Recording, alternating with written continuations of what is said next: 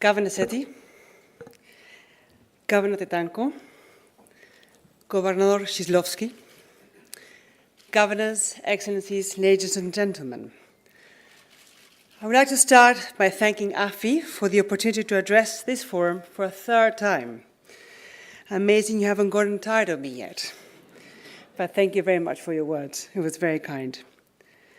I'm also pleased to be in Malaysia again and extend my sincere thanks to Governor Seti, Deputy Governor Mohammed Ibrahim, and Mag Negara in general. Your leadership to advance financial inclusion has been really a truly inspiration to us all. Much has been said already, and let me stress again that I think we can all be very, very proud for the remarkable progress that we have been doing in financial inclusion. Today, many share the view that financial inclusion, financial stability, and financial integrity are not only compatible, but mutually reinforcing. 5 years ago, this was very different. Today, more and more dedicated central bankers and finance policy makers like yourselves have financial inclusion in their mandate. And we are seeing the results. The latest financial access report tells us that accounts per 1,000 adults rose rather steadily between 2004 and 2011. More than 40 countries have made international commitments to financial inclusion. And more than 20 countries have a financial education strategy. International support has expanded too, evidenced in the United Nations, the G20, the World Bank, the IMF, ASEAN, D8, and many other organizations. Still, 1 of every 3 adults in the world is still excluded from the formal financial system, not to forget the small and medium-sized enterprises. The AFI community has been doing a fantastic job, and I'd like to highlight several next priorities that might be helpful.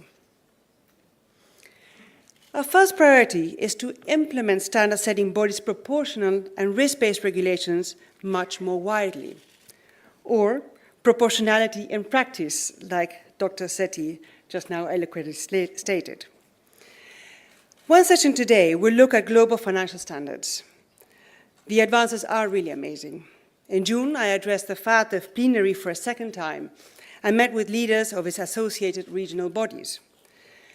FATF has now made financial inclusion part of its long-term work agenda, and it has recognized financial inclusion as a risk to integrity. We also see similar commitments from other standard-setting bodies, including the Basel Committee and the insurance supervisors. This means that global standards now give national policymakers more flexibility to adapt local regulations that open pathways to inclusion. The issue is that these are not widely being implemented. We know very well the challenges regulators face in doing so, such as dual markets that are at once under and well developed, the high rates of informality, or the issues of capacity constraints. Thus, continued efforts to raise awareness and shared proven approaches are extremely important.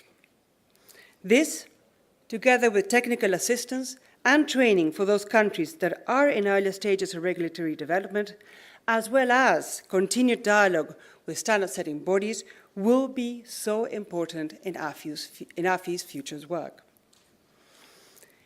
In all this, it is important to remember that financial inclusion is not an end in itself. It enables larger goals such as equitable economic prosperity. It accelerates poverty reduction, job creation, food security, health, resilience, women empowerment, and many other positive outcomes. This is getting much wider recognition from private companies, to ministries, to heads of state. I'm also especially pleased that the UN Secretary General and his high-level panel of post-2015 development have recognized the critical role of inclusive finance for development in their recent reports. So when you are addressing the issue of financial inclusion, do not forget this end. That is, to create the jobs, to increase household incomes, to build family resilience, and to increase opportunities for women. So if we want to focus on this end, coordination across different sectors will be vital. In my country visits, I have learned that even when there are strong champions like yourselves, the champions cannot do it alone if we want to have a strong developmental effect. Therefore, setting up national targets has to go hand in hand with strong coordination mechanisms that will advance major development goals. These committees reach across government and include private companies with big distribution networks, NGOs, of course, telecoms, financial service providers, and other stakeholders. I really do believe strongly in this approach. Tomorrow, AFI and Bank Negara will announce the Sansana Accord. This is a very welcome articulation of the priority that countries are placing on achieving financial inclusion and on setting targets. One of the successes of the Millennium Development Goals has been widespread recognition of the value of straightforward, ambitious, and measurable goals with time-bound targets. It is extraordinary that in financial inclusion we are achieving this in the most desirable way possible, from the ground up. Given that, any worldwide target must be sustained by national goals, and of course, these should be monitored. Having said that, I urge you to aim high as you set your national goals and targets. For me, it is clear that our overall aspiration should be nothing less than universal access. Every person, every business, and every country deserves this opportunity. Of course, every country has a different starting point. Targets, actions, and timeframes will thus vary. I'm really inspired by the level of ambition that countries have already set, including those starting from very low levels. Rwanda, 80% access by 2017. Ghana, Nigeria, 70%. Tanzania, 50%. And Malaysia, 95% by next year. I'm also enthused that countries are setting targets on savings accounts, insurance and pensions, which actually improve welfare and resilience, or on SME credit to reflect job creation, or on loans to women to reflect empowerment. And let us not forget access in rural areas, where 70% of poor people live and work. The members and partners of AFI have a growing voice. I encourage you to use this voice to help shape the financial system that will help development in your own countries.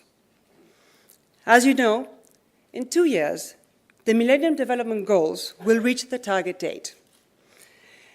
The UN is leading a global process to determine the development agenda that will follow. I have been very active on discussions on this because this future agenda will shape political priorities, investments, funding, and policies for years to come. Let us be sure that inclusive finance is on this post-2015 development agenda. And let us make it a bold and inspiring vision, a global aspiration for universal access to financial services, both for households and enterprises by 2030.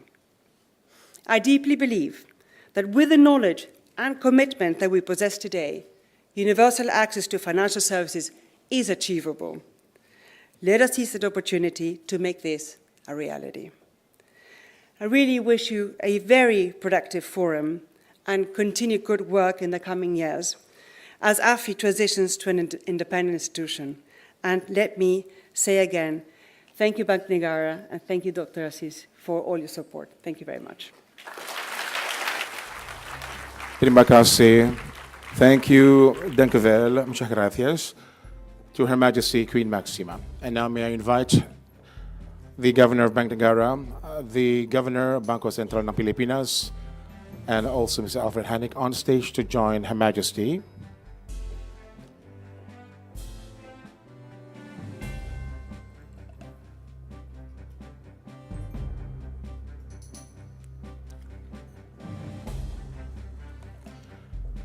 It has been a tradition for the past 5 years, ladies and gentlemen, that to officiate the opening ceremony, the hosting nation will strike the traditional gong 3 times.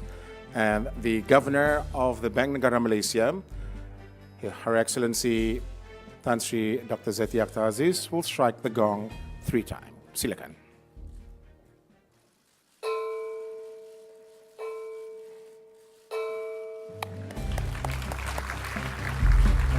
Terima kasih.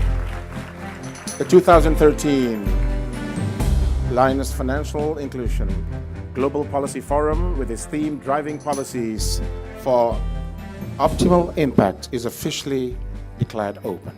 Congratulations.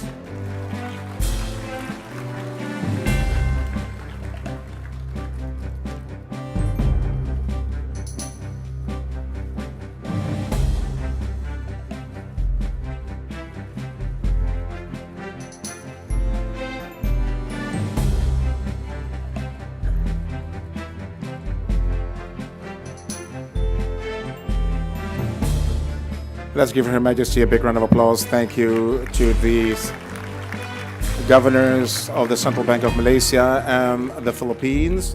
And thank you to Mr. Alfred Hannick.